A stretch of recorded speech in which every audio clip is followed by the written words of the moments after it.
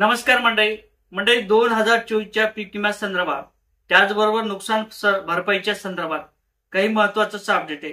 शेतकऱ्यांचा पीक विमा 2024चा अद्याप वाटप झाला नाही।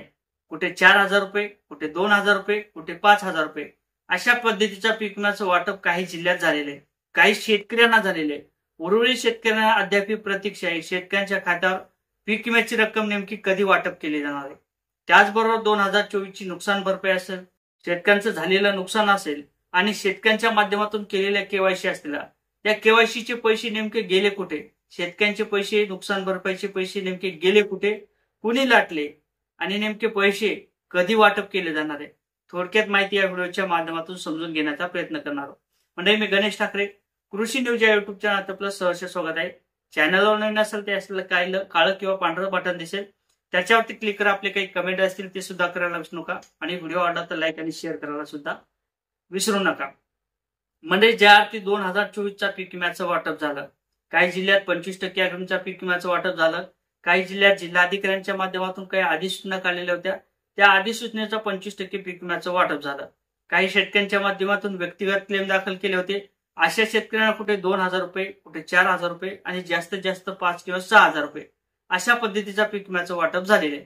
मग शेतकऱ्यांच्या माध्यमातून सुद्धा विचारले जात आहे, नेमकी तक्रार केली होती ते विलबेजचा काही पीक विमा असेल तो नेमका कधी वाटप केला जाणार आहे, शेतकऱ्यांच्या खात्यात हे पैसे कधी जमा केले जाणार आहे।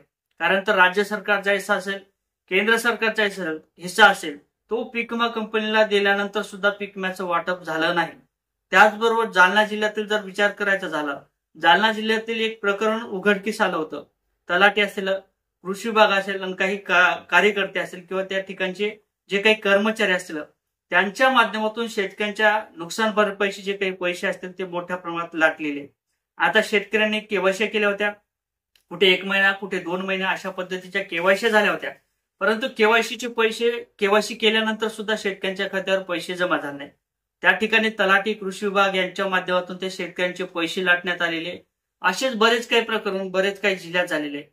नुकसान भरपाईचे पैसे मंजूर झाले होते, केवायसी सुद्धा झाल्या होत्या, परंतु ते खात्यावरती पैसे जमा झाले नव्हते। परस्पर हे पैसे हे कृषी विभागाच्या माध्यमातून, तलाठी यांच्या माध्यमातून किंवा त्या ठिकाणचे काही कर्मचारी असतील, अशाच पद्धतीने बऱ्याच काही जिल्ह्यात हे प्रकरण झालेले आहेत, शेतकऱ्यांचे पैसे लाटल्या गेलेले आहेत।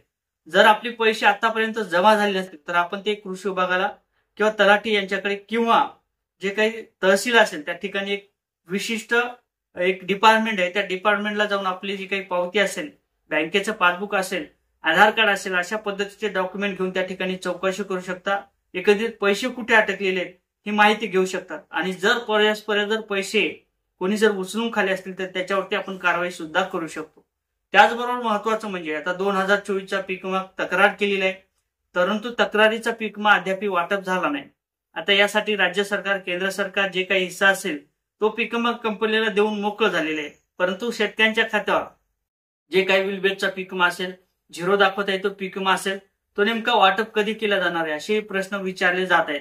आता ज्या पद्धतीने हे पीक विम्याचं वाटप कुठे 2023चा पीक विमा 24ला जमा झाला, 24चा पीक विमा 25ला जमा होईल, अशा पद्धतीने बरेच काही पीक विमा कंपनीच्या माध्यमातून कशा पद्धतीने पीक विमा वाटप केला जातो हे पाहणं महत्वाचं ठरणार आहे। परंतु पीक विम्याची रक्कम आपण जर माहिती घेतली किंवा तलाठी किंवा कृषी विभागाला किंवा त्या पीक विमा कंपनीला जर तक्रार केली किंवा माहिती घेतली तर आपल्याला त्या ठिकाणी रीतसर अशी माहिती मिळेल, पीक विम्याची रक्कम नेमकी कधी जमा केली जातील हे सुद्धा सांगण्याचा प्रयत्न त्यांच्या माध्यमातून निश्चित केला जाईल।